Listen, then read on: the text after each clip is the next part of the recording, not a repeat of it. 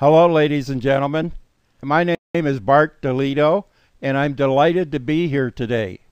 We're going to be talking about my favorite subjects, stock valuation and stock market cycles. I enjoy giving this talk because these topics are always of current interest. What we will learn today is how the market works, how to value, and when and why bull and bear markets begin and end. So let's start with the efficient market theory. This theory states that all market participants receive and act on all relevant information as soon as it becomes available. This is a very controversial theory because the purists believe that if all market participants receive and act on all relevant information as soon as it becomes available, no single investor has an advantage over any other investor. In fact, many of the supporters of this theory believe that it's impossible to beat the market. In other words, you cannot outperform the market over a long period of time. The reality is, however, that all market participants do not receive and act on all relevant information as soon as it becomes available. I, for one, have believed for years I'm among the last to ever receive information. However, there is a tremendous demand to receive information as soon as it becomes available. For example, some large investment groups were paying extra money to Thomson Reuters to receive the University of Michigan Consumer Confidence Survey about 30 to 40 seconds ahead of everybody else, so they could act on it before it became general information. They were paying up to $1 million a month, I believe, for that information. So the relevant information is in very high demand, and people want it as soon as they can get it. Relevant information is any news that causes a change in the perceived value of a stock or stocks. And it could be good news or bad news. Stock prices rise when the perceived value increases, and stock prices fall when the perceived value decreases. Now, this good news could be something regarding the economy, could be something regarding the earnings prospects of a new company. It could be something that regards a new product or discovery that a company might be made. It could also be something regarding the economy or the weather. For example, there was a tsunami in Japan in 2011 that destroyed an atomic energy plant and caused the market to fall very sharply and literally gutted the use of nuclear technology in several countries over the last 3-4 years. So there is good news and bad news. And the media keeps pounding away at us day after day, month after month, year after year, with a flow of valid news, of hype, and speculation. So how do we cut through all this information and make sense of it? What we have to do is think in terms of the news and its financial consequences. There are financial consequences for companies themselves, or there are consequences that affect the economy. So when we organize our thoughts along this direction, we can see the following. History tells us that all relevant information is manifested by changes in earnings, inflation, and interest rates. Ultimately, everything ends up resulting in affecting one of these three things. And these are the three key factors affecting the value of stocks. Let's take a look at some data. Here I show a chart of the S&P 500 price over the last 10 years versus, at the lower portion of the graph, versus the earnings per share. And we can see that prices go up as earnings go up, and prices go down as earnings go down, and then they go up again. The correlation is very high, well over 90%. So we can conclude that stock value goes up when earnings rise. The next piece of information we want to look at is the comparison of inflation versus PE ratio. Here in this slide, we have S&P 500 PE ratio versus the CPI, the Consumer Price Index, from 1960 to June 2014. And in the blue, we have the S&P 500 PE ratio, and in the red, we have the CPI percentage change, which is shown on the right-hand portion of this graphic. So we can see that when inflation goes up, the PE ratios go down. And the PE ratios are going down because prices are going down. And then as inflation comes down, the PE ratios go up. Here again, we have this situation here where the PE ratios were coming down, inflation began to go up, and then we ran into the 2008 financial crisis, and the data became very erratic. So what we can conclude is that stock value goes up with falling inflation. The next graphic shows a correlation of S&P 500 earnings yield, and earnings yield is defined as 100 times earnings divided by price. Earnings divided by price, of course, is the reciprocal of the PE ratio, and what we're looking at is the percent earnings as a function of price. This earnings yield is literally the kissing cousin of dividend yields.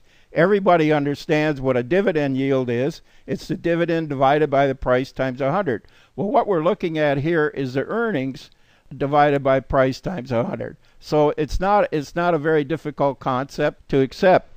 Now, that's versus the 30-year T-bond interest yield. Here in blue, we have the earnings yield, and here in red, we have the interest yield. And notice how they both go up and down together. Many analysts say this comparison is equivalent to a tango. When one goes up, the other goes up. When one goes down, the other goes down. And here we got graphics going all the way back to 1960. It's a very strong correlation. Now, when earnings yield goes up, that means prices are going down. So we could say stock prices go down when interest yields go up. Stock prices go up because the earnings yield is going down when the interest yields come down. Okay? And so we can conclude that stock value goes up with falling interest rates. In summary, stock value goes up when earnings go up, inflation goes down, and interest rates go down. Given that model, how do investors decide where to put their money? They can either buy stocks or they can buy bonds. Let's look at the next relationship. Money goes where money grows. In other words, investors will always put their money where they think they are going to get the greatest rate of return. Now, investors will buy stocks when EY is high and stock prices are low. When they buy stocks, they're looking for a capital appreciation and they are being greedy. Investors will buy bonds when they want to preserve their capital and there is fear in the market. You've heard the phrase, the flight to safety. That's when investors take their money out of the stock market and put it in bond market. This relationship, EY versus IY, is among the most important that you should see in the financial markets. This is where the battleground is taking place every day in the financial markets. It's the major decision that investors make. I have here the ratio of S&P 500 earnings yield and the 30-year bond interest yield from 1960 to 2014. When this ratio, EY divided by IY, is above 1, that's an indication that investors are being fearful. In other words, stock prices are low and bond prices are high. Investors are taking their money out of stocks and putting it into bonds. And you can see for the period of 1960 into about 1968-69, fear was dominating the investment scene. And there were several years where investors were favoring stocks more than they were bonds. However, in 1973, there was the Arab oil embargo, and there was a recession in the 73, 74, 75 period, and investors began to avoid stocks again. And this went on all the way into the early 80s. And for a long period of time, from the early 80s all the way into the year 2000, investors were favoring stocks. In 1982, Alan Greenspan lowered interest rates. It was in August 1982. He lowered interest rates and stock prices exploded. And this great bull market lasted year after year after year. It finally ended in 2000, and then fear took over again. We had a short period of time in the late 2000s where investors began to favor stocks again because of extremely low interest rates, and that led to the financial bubble that occurred in 2008 and early 2009. And this is where we're at today. There is a tremendous disruption in the normal marketplace proceedings because of the interaction of the Federal Reserve buying bonds and lowering interest rates to a high degree. One of the things we have to consider is that ideally EY should equal IY. In other words, there should be an equal desire to buy stocks versus buying bonds. But in reality, investors know that stocks are more risky than bonds, and so they demand what is called a yield premium. In other words, in order to buy stocks, investors want to have an extra yield that they see.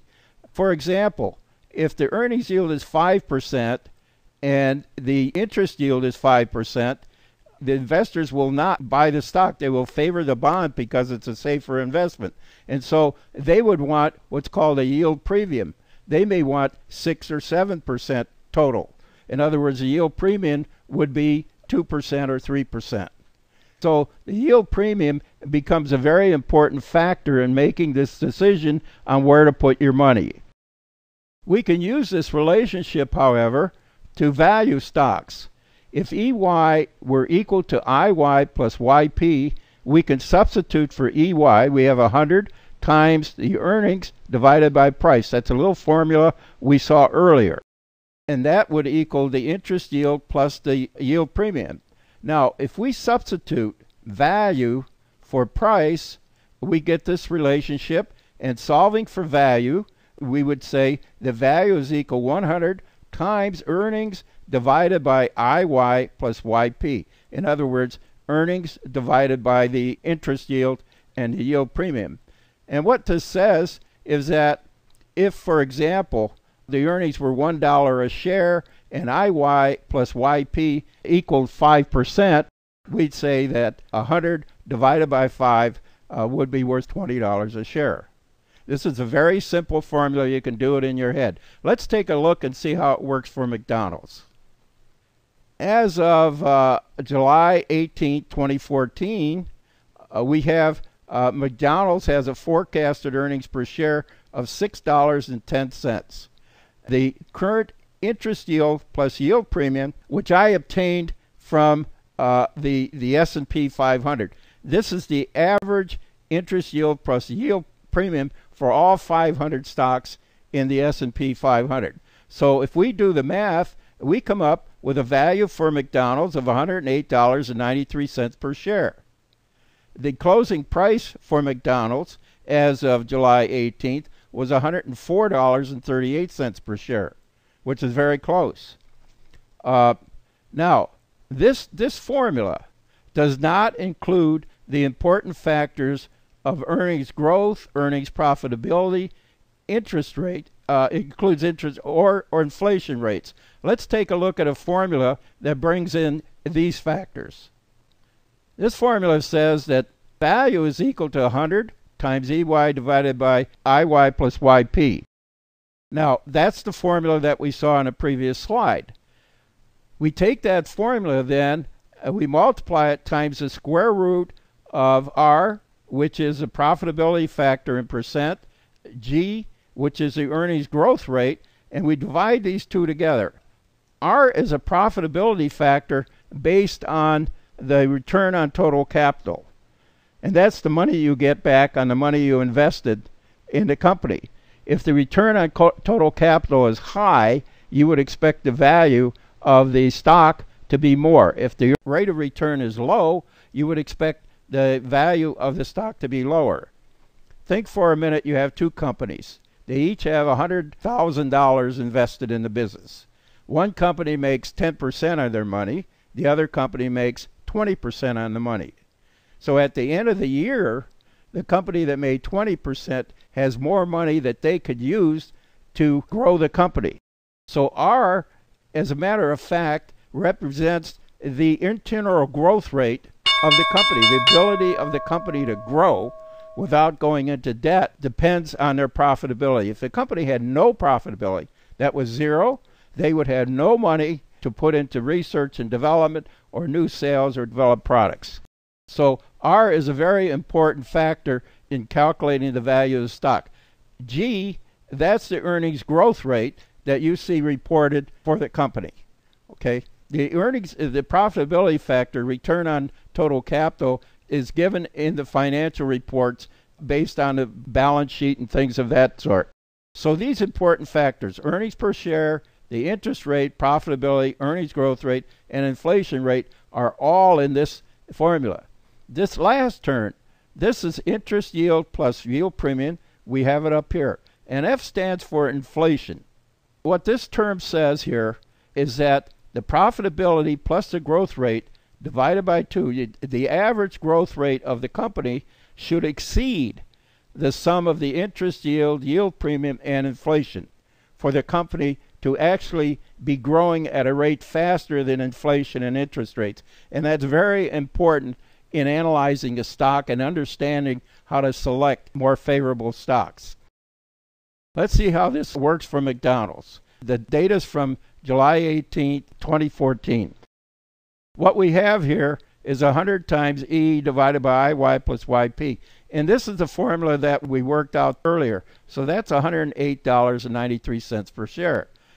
Now, the profitability factor for McDonald's, which is based on a return on total capital, is 10.2. And actually, that's a pretty good number. The growth rate of McDonald's at this point in time is 2.0.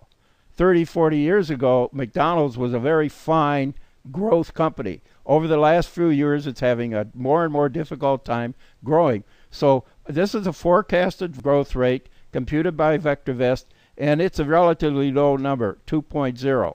Now we take 10.2 and 2 and add those together and divide by 2. As we indicated earlier, interest yield plus yield premium is 5.6, and I'll show you in a minute where I got that number, and the inflation rate currently is 2.1. So we take 108.93 times the square root of 0.79, and we get a value of $96.89 per share.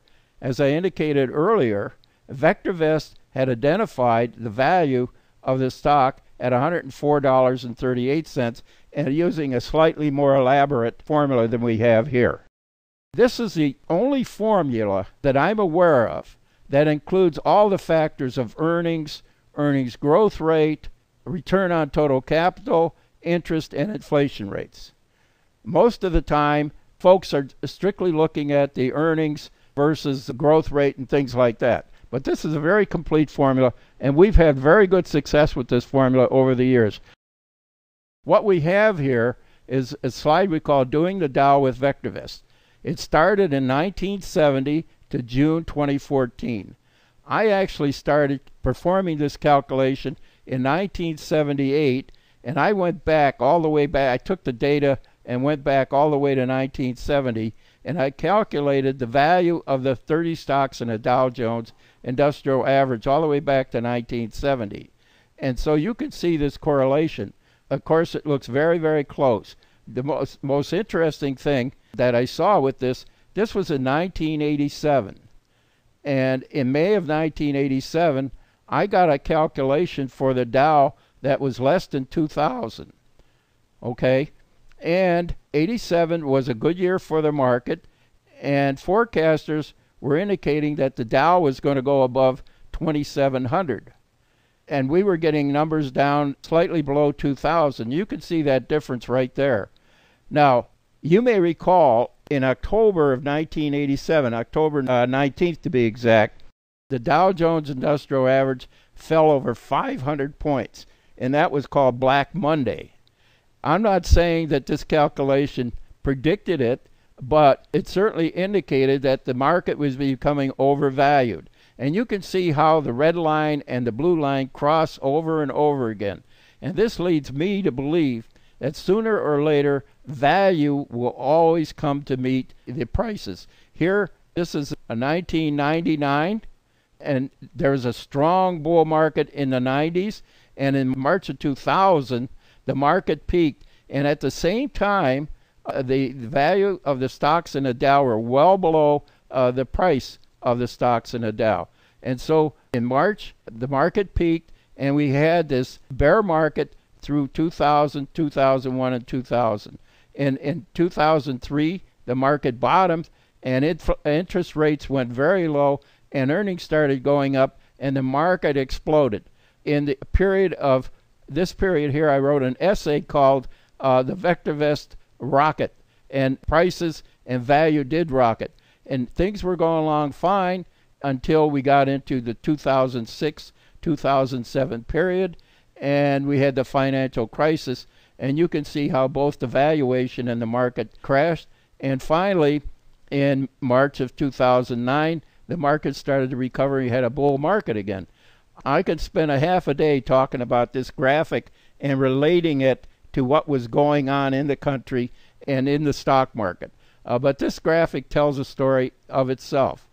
So stock valuation is a very important consideration.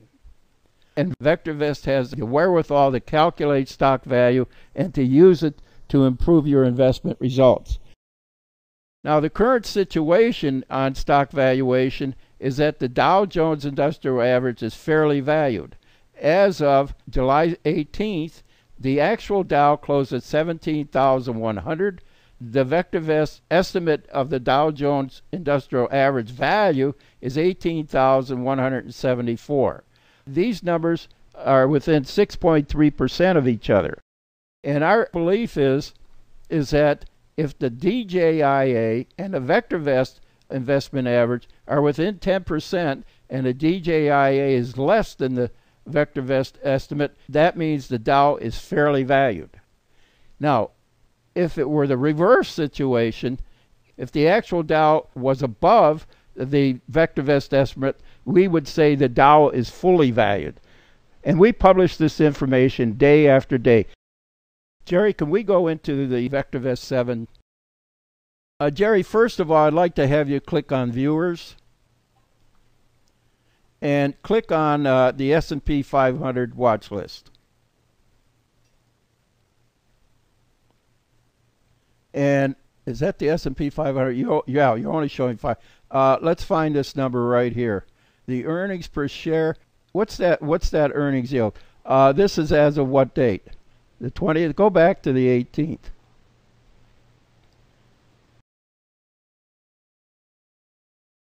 The earnings yield is 5.6%, and that represents the average earnings yield of all 500 stocks in the S&P 500. And that's what we used. And what we're saying is investors are willing to use that factor in deciding whether they want to buy bonds or put their money in stocks. Okay? Jerry, can you do a find here? Find MCD. There's McDonald's, and this is still on the 18th. Okay? And here's the growth rate, which is 2% a year. And here is the earnings per share that we used in our formulation of 6.1%. Now, as far as the value goes, here's a 104.38 that we also cited as our comparison. So this data is right in the database. The next thing I'd like to have you take a look at, Jerry, is the views. And let's go back to the 18th. Each and every week, at the end of each trading week, we write a newsletter called the VectorVest Views. And Jerry, go to the drop down, click on the overview. That's fine. And let's scroll down a bit. And we have a section in the views that we call Valuation. There it is. And we say here, in a volatile week of trading, the mighty Dow rose to the challenge of geopolitical concerns and a hawkish Fed governors to gain 156 points to close the week at 17,100, which is the number we cited. Our trustworthy VectorVest DJIA rose 15 points to 18,174. It is now 6.3% above the mighty Dow and is saying that the Dow is fairly valued. The price of the VectorVest composite, which is an arithmetic average index of all the stocks in our database, fell 0.03 of a cent per share for the week ending, and the value of the VVC fell 8 cents. The value of the VVC is now 4.8% below the price of the VVC.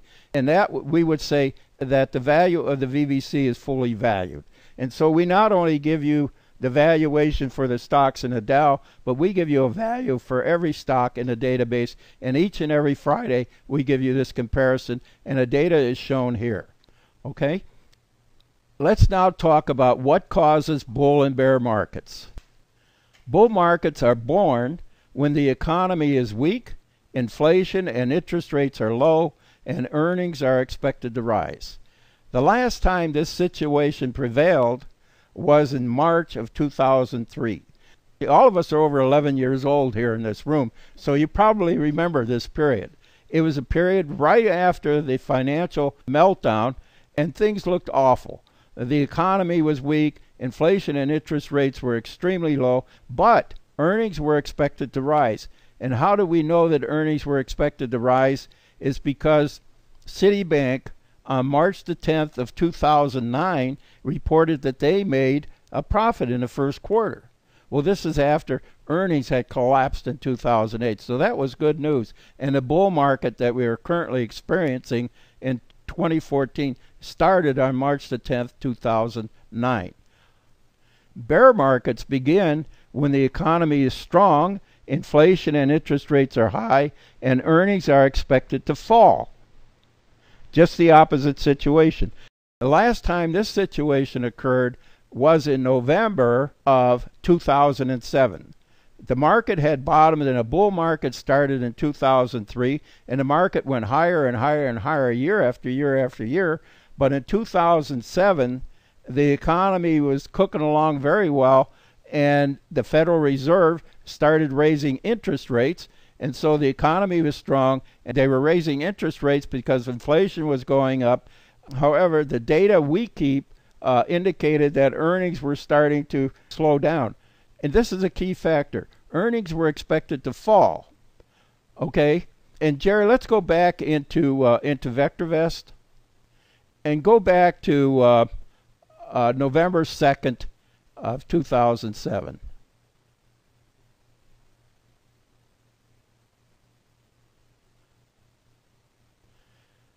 And let's go to the strategy section. Here in the strategy section, we indicated that the price of the VectorVest composite fell for the second consecutive week yesterday, Thursday over Thursday, and the buy-sell ratio fell below 1, thereby signaling a confirmed downtrend. Moreover, it continues to appear that the price of the VVC is completing a double top formation, which suggests that the stock prices have further to fall. Once again, we should note that the infamous July high struck on July 13, which is not exceeded by the August 18th. Okay. Also notice that the trend from the August 16th low through October 19th low has been broken. It appears that my worst fears cited in October 19th have come true with a down situation. And go to the views, Jerry.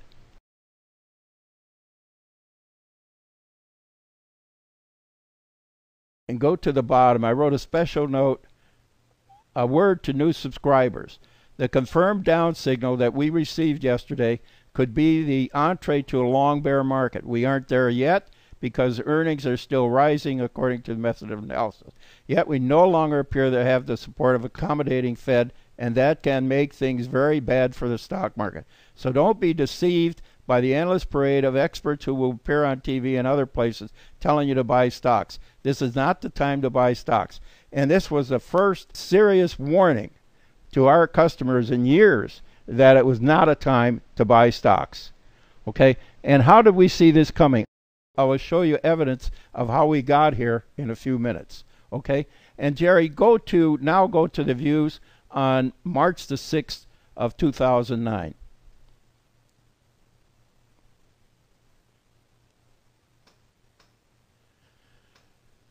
in the essay part. Here I wrote a essay calling "Itching to Rally." Everything we do in VectorVest is documented. You can go back and read it and see it. And let's get to the bottom line here, Jerry. The bottom line is that this market is itching to rally. And so we gave guidance in the strategy section to our subscribers that if they see an explosive up move in stocks, it was time to buy stocks. There, right there, Jerry.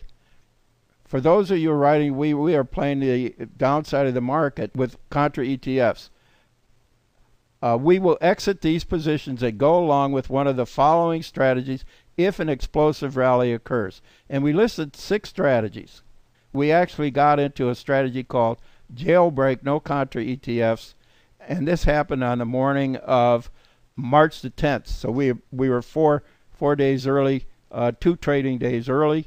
And these stocks from this strategy were up 17% in the first 30 minutes, 35% at the end of one day. And that's usually more profit than people make in a year on the average. And so this was a very good call, and VectorVest nailed the top and we nailed the bottom. Okay? Now let's talk about how we do these things. All right. How the market works, the virtuous, vicious cycle. What we want to do in analyzing where the market is heading, we want to look at inflation very carefully because inflation drives interest rates. Right now, inflation is said to be very low, but inflation is a very controversial subject. Most people think inflation means that the price of goods and services is rising. Others believe that inflation is driven by money supply. And we all know that the Federal Reserve has been printing money by the billions of dollars, trillions as a matter of fact. And so the feeling is that there will be a major inflationary cycle taking place in the near future. But right now, the Federal Reserve is worried about deflation. And so they continue to print a lot of money. So the thing we want to watch very carefully are inflation rates because they drive interest rates. Interest rates dictate the strength of the economy. I like to think of interest rates as a thermostat in your room. If the room is cold, you raise the set point on a thermostat and the heat comes on. And so what the Fed is doing, they feel, well, the economy is cold, so they're printing money, which is supposed to heat up the economy. And if the room becomes too high, you lower the thermostat and the air conditioner comes on. So when they feel like in November 2007 that the economy was too hot, they raised interest rates and that caused the economy to cool down. And usually they don't have that good a control over it. And so we have this cycle of bull markets and bear markets. In 2009, after the bear market took place, they lowered interest rates to very low rates. In fact, the short-term interest rates is essentially 0, and the long-term rates are the lowest in 50 years. So these two factors, the bull and bear market cycles begins with inflation. It depends on where inflation is going. Now, interest rates dictate the strength of the economy. The economy affects earnings. Earnings ultimately cause stock prices to rise and fall. And we saw that in the graph with the S&P 500 versus the earnings per share. It goes up when earnings go up and goes down when earnings go down. And so all of this is tied together. And these are the 3 things you need to watch very carefully. Inflation rates, interest rates, and earnings. And we do this in VectorVest, and we report on it every week. We have a report in the views that we looked at earlier where we monitor earnings, inflation, and interest rates. We also monitor market direction and investor sentiment. And what we do is we look at this information in what we call the truth chart. Now the truth chart identifies 8 scenarios. E stands for earnings, F stands for inflation, I stands for interest rates, and P is prices. And what this says is that if earnings are going up and inflation is going up and interest rates are going down, prices will rise. And this is a situation where bull markets begin. And you see, bull markets begin after the bear market ends. So in the bear market, earnings were going down, inflation was going up, interest rates were still going down, and prices were still going down. This is basically the situation we were in early March. And what investors look for is the first hint of the ability to increase prices. That's the first thing. And that is identified by this U here. In other words, the first indication of pricing strength is an indication that the bear market is going to end. So we end up here, so we go here. And if prices start going up, earnings would go up, inflation would go up. The Fed is still lowering interest rates, but the prices will start going up. And so we have these various scenarios. Scenario 2, you can see here. Earnings going up, inflation and interest rates go down. This is called the Goldilocks situation. You remember from the formula that we had, we saw that when earnings are going up, value goes up. When inflation and interest rates go down, value goes up. So this is the best of all worlds. A case 2 scenario, a bull market thrives, and that is often called the Goldilocks scenario, where earnings are going up and inflation and interest rates are going down, but not too fast, and prices are going up pretty fast. Now, this situation where everything is going up, earnings, inflation, interest rates, case 4, and prices are going up, this is when the bull market ends, and this is where we were in November 2007. Okay? And notice this, that in the truth chart, when earnings are going up, all these scenarios are bullish. When earnings are going down, all these scenarios are bearish. So what we do is we watch the relationship of earnings. We calculate forecasted earnings. We buy that information from Thomson Reuters, and we extend it. We analyze it ourselves, and in the market climate section, we give you an analysis of where we are as far as these scenarios. Right now, the current situation, the U.S. market is in a case 4 bull market scenario. Earnings, inflation, and interest rates are rising, and that's of July 17, 2014. We report this information each and every week, and we state it. Now, what we also do is we have a graphic of this information, of the relationship between forecasted earnings and the earnings trend. Right now, the earnings are still trending higher. And what we'll do, we will watch that earnings trend very carefully and report on it in this fashion, because when we see that earnings trend going down, and if it ever starts heading down, we're going to go back and start warning our subscribers to be aware that a bear market situation exists. And that is the time to be very careful with your investments. Now, the outlook is the bull market will continue as long as it is perceived that earnings are rising. There's a lot of talk going on this summer of 2014 that the market is overvalued, and I read stuff about a major collapse taking place and all that stuff. And my belief is, my firm belief, that as long as earnings are going higher, we will be in a bull market situation.